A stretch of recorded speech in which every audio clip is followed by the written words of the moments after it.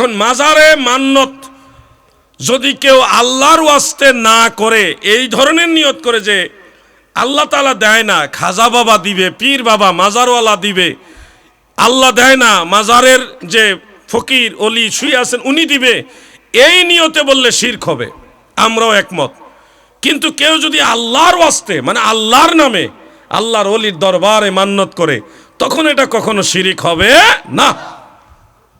মাসালা বুঝবেন, না বুঝে ফতোয়া দিয়ে মানুষকে আতঙ্কিত করবেন না। বলবেন যে এই ধরনের জায়েজ আপনি বলছেন, এটার দলিল কি? আমার দলিলটা আপনারা নোট করুন। সুনানু আবি দাউদ, এটা সিহা সিত্তার অন্যতম কিতাব, বুখারী মুসলিমের পরেই হলো এই কিতাবের স্থান।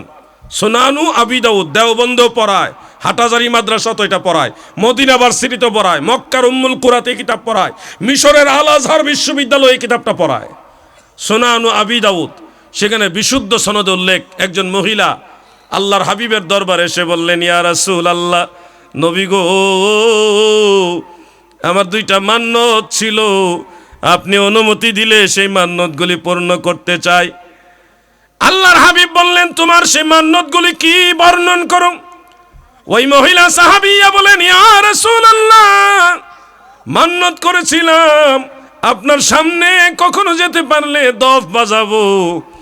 আমার নবীজি বললেন, আউফি বিনাজরিকি, তুমি তোমার মান্নত পূর্ণ করো। তখন এই মহিলা আল্লাহর হাবিবের সামনে দফ বাজাইয়া ইসলামী সঙ্গীত গেয়েছে। দফ মানে ঢুল না, দফ এক সাইডে পর্দা আর এক সাইডে খোলা। এরপরে ওই মহিলা বললেন, ইয়া রাসূলুল্লাহ, নবী গো, আমার দ্বিতীয় মান্নতটা হলো অমুক জায়গায় যে আমি একটা হালাল পশু জবাই করে মানুষকে খাওয়াবো, এরকম মান্নত করেছি নির্দিষ্ট একটা জায়গায়, ওই জায়গায় আমি পশুটা জবাই করব। দয়াল নবীজি এখানে এসে প্রশ্ন করলেন, এটা কি কোনো মূর্তির জন্যে? মহিলা বললেন, না গো ইয়া রাসূলুল্লাহ, এই জবাইটা কোনো মূর্তির জন্যে না, কোনো দেব দেবীর জন্যে কিনা? মহিলা বললেন, না গো ইয়া রাসূলুল্লাহ, কোনো দেব দেবীর জন্যে না, আল্লাহর জন্যে, তবে ওইখানে আমি জবাই করব। যখন ওই মহিলা বললেন আল্লাহর জন্যেই, তবে ওইখানে আমি জবাই করবো, এটা আমার মান্নত। আল্লাহর হাবিব বললেন, আউফি বিনাজরিকি, তুমি তোমার মান্নত পূর্ণ করো।